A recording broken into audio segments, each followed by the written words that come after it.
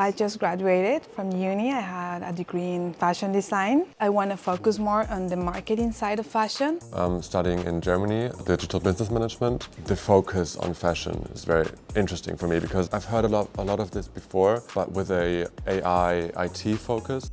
Having a teacher that's still going into the business and has a lot of background, it's really, really good. You gain a lot of her experience into your mind. She knows like a lot of trends, a lot of things that are going on. It's my first time studying abroad. It's really amazing. A lot of cultures, a lot of people from all over the world studying here. If you are somebody that doesn't have English as the first language, you're a bit scared of it. But teachers in here and everybody in here has been really nice to me. I'm definitely thinking about doing my master's degree here. This is a different way to develop your creativity.